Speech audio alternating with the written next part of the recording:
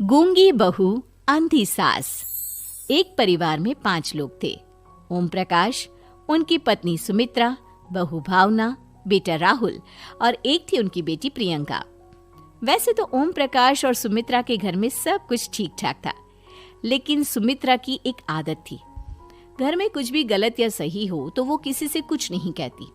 और भावना स्वभाव की इतनी सीधी सादी थी कि अगर कोई उसके साथ गलत भी करता तो भी वो उसे कुछ नहीं कह पाती। इसी के चलते प्रियंका और राहुल घर में मनमानी चलाते रहते, क्योंकि घर को संभालने वाली औरतें इस तरह से रहती थी जैसे वो गूंगी और अंधी हो। माँ, मैं अपनी सहेलियों के साथ पिकनिक पर जा रही हूँ। ठीक है बेटा, चली जाओ। और मुझे आने में रात हो जाएगी, देर से ही आऊंगी मैं। अच्छा, कोई बात नहीं बेटा। अरे भावना, तुमको एक बार में समझ में नहीं आता क्या? नाश्ते में फिर से पराठे बना के रख दिए। कितनी बार तुमसे कहा है कि मेरे लिए ढंग का नाश्ता बनाया करो।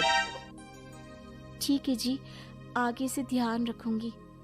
अरे ये बहू से किस तरह से बात कर रहे हो तुम राहुल? अरे तो और क्या करूं पापा, इसको कही बात एक बार में समझ में ही नहीं आती। सुमित्रा, तुम अपने बेटे को समझाती क्यों नहीं? बहू से बात करने का ये क्या तरीका है? अरे जिसकी जैसी मर्जी आए करो, मुझे क्या। भावना बेटा, तुम भी तो कभी कुछ कहा करो। इस तरह क्यों सबकी बातें सुनती रहती हो?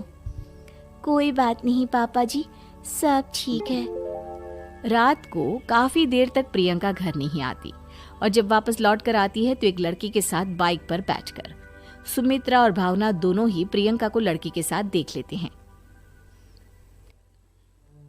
आज तो जोर से डांट पड़ने वाली है, लेकिन मैं डर क्यों रही हूँ? माँ तो सब कुछ देखकर भी अंधी बनी रहती है। और रही बात भाभी की, वो किसी को कुछ नहीं बताने वाली।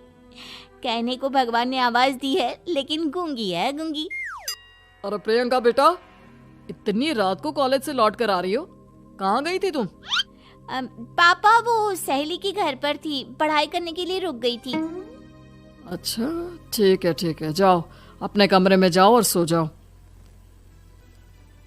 सुमित्रा ने अपनी बेटी को एक लड़की के साथ इतनी रात को आते देखकर भी उससे कुछ नहीं कहा और भावना ने भी इस बारे में किसी से कोई बात नहीं की। कुछ दिनों के बाद मामा जी का फोन आया था। उन्होंने प्रियंका के लिए कोई रिश्ता ढूंढा है। लड़के वाले उसे देखने आ रहे हैं। अरे मुझे नहीं करनी शादी वादी, किसी लड़की को बुलाने की कोई जरूरत नहीं है। ये तुम क्या कर रही हो प्रियंका बेटा? तुम्हारी शादी की उम्र हो चली है और तुम्हारे मामा जी ने बहुत अच्छा रिश्ता बताया है। पापा, अब जिद क्यों कर रहे हैं? और आप क्यों मेरी मर्जी के खिलाफ शादी कराना चाहते हैं? अरे माँ, इसको समझाइए ना। आपकी बेटी, आप तो बस चुपचाप सब कुछ होते हुए भी देखती रहती हैं। अरे तो क्या कहूँ, और मेरे कहने से क्या हो जाएगा? वैसे भी गलत क्या हो रहा है, सब कुछ सही तो है। भावना बहू, देखो तो प्रियंका हमारी बात नहीं समझेगी, लेकिन वो तुम्हारी हम उम्र है। क्या पता तुम्हारे कहने से उसे कुछ समझ में आ जाए। नहीं पापा जी, मेरे कहने से कुछ नहीं होगा। मैं प्रियंका को कैसे समझा सकती हूँ? वो ननद है मेरी, कहीं मेरी किसी बात का बुरा मान गई तो? सुमित्रा और भावना में से कोई भी प्रियंका को कुछ नहीं समझाता। इस बात से राहुल और ओम प्रकाश जी दोनों ही परेशान हो जाते हैं। और फिर जब लड़का प्रियंका को देखने के लिए आता है, मुझे आपकी बेटी बहुत पसंद है, मैं उसके साथ शादी करने के लिए तैयार हूँ। देखो, मुझे तुमसे शादी नहीं करनी, और ये बात जितनी जल्दी समझ में आ जाए अच्छा रहेगा। अरे तो फिर आप लोगों ने मुझे यहाँ बुलाया ही क्यों? माफ कर दो बेटा, वो हमारी बेटी जरा गुस्से में है, हम उसे समझाने की कोशिश करते हैं। हाँ, देखिए आप नाराज मत होइए, वो तो उसने बस ऐसे ही कह दिया होगा। अरे कोई ऐसे ही कुछ कहता है क्या? और ये आपकी पत्नी और माँ, ये दोनों इस तरह चुपचाप क्यों बैठे हैं, जैसे इस घर के मेंबर ही ना हो? आपके घर में सब कुछ ठीक तो है ना? अरे सब कुछ ठीक है बेटा। सुमित्रा, समझाओ ना अपनी बेटी को। अरे क्या समझाऊं, क्या होगा समझाने से? सब ठीक ही तो हो रहा है, गलत क्या हो रहा है? भावना, प्रियंका को अंदर लेकर जाओ और उससे समझाओ कि कितना अच्छा रिश्ता है। इतना अच्छा लड़का है, इस तरह से बिहेव ना करे। नहीं जी, मैं किसी से कुछ नहीं कह सकती जी। अरे अजीब परिवार है, मुझे तो यहाँ से निकलना पड़ेगा। इस तरह से तो आपकी बेटी की शादी किसी से नहीं हो सकती। जिसके घर की औरतें गूंगी और अंधी बनकर बैठ जाए, उस घर का कुछ नहीं हो सकता।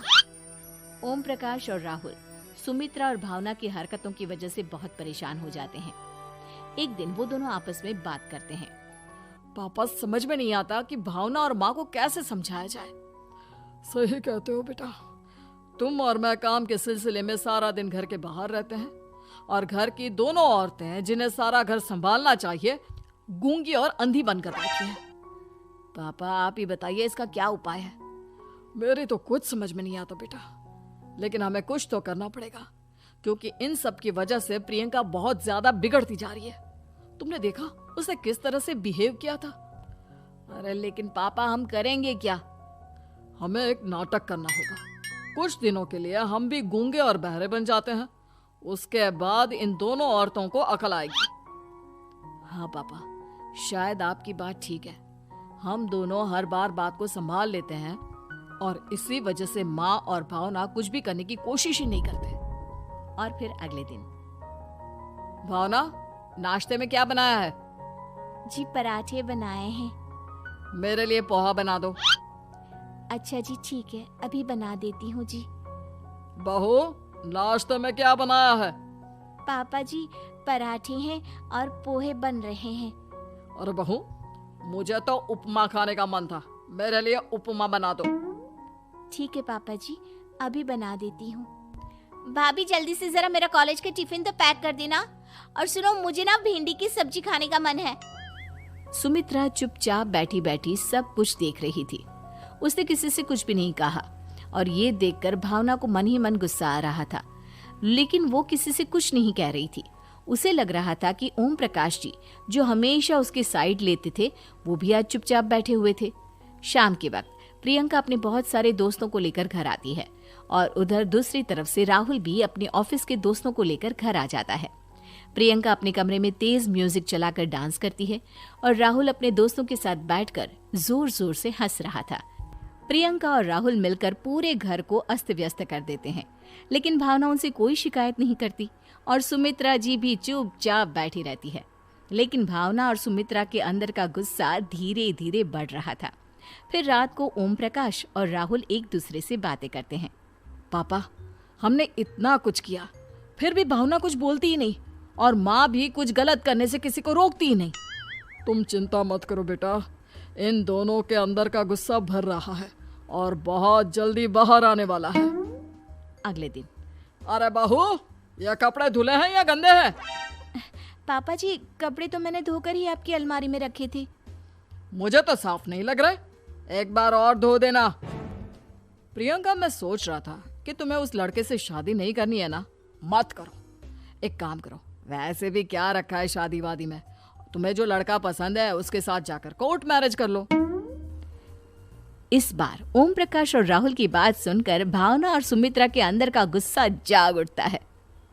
मैं किसी से कुछ कहती नहीं जी, इसका मतलब ये है कि आप लोग मुझे परेशान करते ही रहेंगे। कल 4 बार मुझसे नाश्ता बनवाया, आज पापा जी मुझसे धुले हुए कपड़ों को बार बार धुलवा रहे हैं। अरे मैं इंसान हूँ जी, कोई मशीन नहीं हूँ। तुम दोनों ने मिलकर इस घर की कैसी हालत बना दी है और अपनी बहन को भागकर शादी करने के लिए कह रहे हो। तुम भाई हो या दुश्मन? ओम प्रकाश और राहुल जोर जोर से हंसने लगते हैं। अरे इसमें हंसने की क्या बात है? हम लोग यहाँ इतने परेशान हो रहे हैं जी, तुम लोगों को ऐसी हरकत करने के बाद भी हंसी आ रही है। ये क्या कर रहे हैं जी आप दोनों? यही तो हम चाहते थे कि सुमित्रा, तुम अंधी होकर ना बैठी रहो। घर में कुछ भी गलत हो तो उसे रोकने की कोशिश करो। और भावना, तुम अपने साथ हो रहे गलत व्यवहार पर भी कभी मुंह नहीं खोलती। ये सही बात नहीं है। मैं चाहता था कि तुम्हारी भी जुबान खुले, तुम गलत बात का विरोध करो। गूंगी बहू और अंधी सास की ये जोड़ी इस घर में अब नहीं चलेगी।